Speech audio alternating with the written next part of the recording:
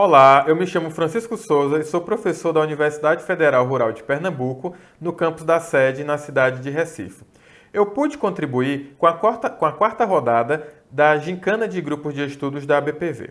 O caso se tratava de um canino de 11 meses. Ao observar a lâmina, são identificados anexos epidérmicos, o que podemos caracterizar aí de uma pele pilosa. O que mais chama atenção é o material fortemente basofílico, depositado na derme profunda, compatível com a mineralização. No maior aumento, é possível observar que existe um padrão inflamatório.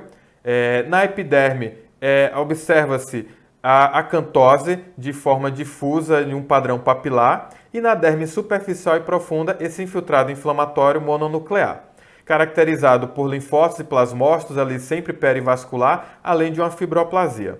Além disso, havia uma grande quantidade de células gigantes multinucleadas ao redor desse material basofílico. Sendo assim, a gente tem uma dermatite aí granulomatosa associada a uma mineralização de fibras colágenas. Isso é um quadro típico de calcinose cutânea. Essa calcinose cutânea, ela ainda não tem uma patogenia totalmente esclarecida. Mas acredita-se que essa calcificação distrófica ela pode ocorrer por um hiperglicocorticoidismo fisiológico ou iatrogênico. No caso do hiperadrenocorticismo, seria o fisiológico, e iatrogênico principalmente pelo uso prolongado de glicocorticoides.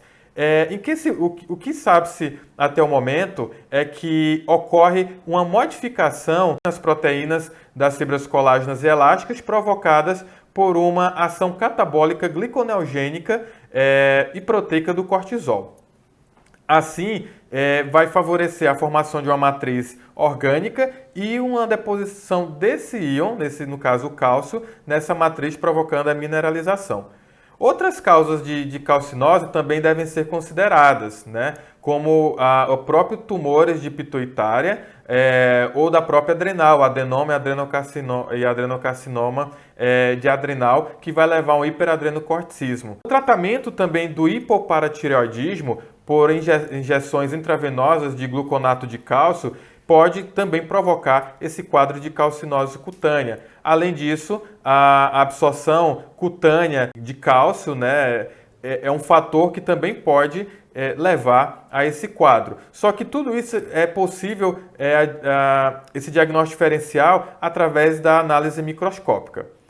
Nesse quadro, a gente consegue, indo para a análise geral, a gente consegue observar componentes aí basicamente do processo inflamatório. Então, a gente tem aí uma dilatação arteriolar que vai provocar a exsudação de células e principalmente de líquidos, provocando edema, e lógico isso no início do processo inflamatório. E essas células que saem, que nós citamos aqui, que são células do infiltrado inflamatório, são principalmente do infiltrado inflamatório granulomatoso, ali, linfócitos, plasmócitos e principalmente macrófagos e células gigantes multinucleadas, onde irão provocar até mesmo essa lesão na matriz extracelular por liberação de componentes do próprio macrófago.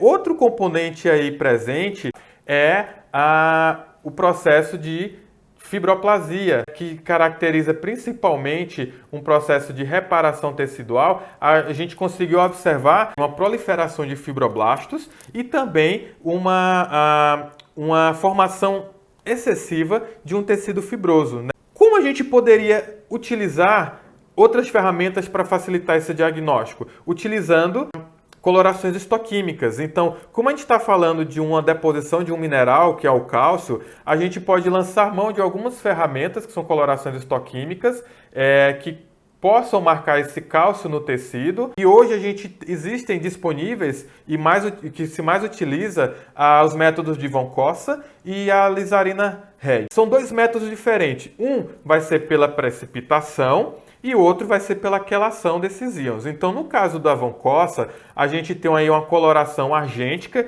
que tem como base química o nitrato de prata, e nessa coloração a gente vai ter uma reação de precipitação, no qual os sais de prata vai reagir com cálcio na presença de um material ácido sob a ação de uma luz, né, que pode ser um revelador fotográfico ou então a própria luz ultravioleta, a luz solar. Nesse caso, ela vai formar uma prata metálica negra. A gente vai conseguir observar com uma coloração enegrecida nesse tecido.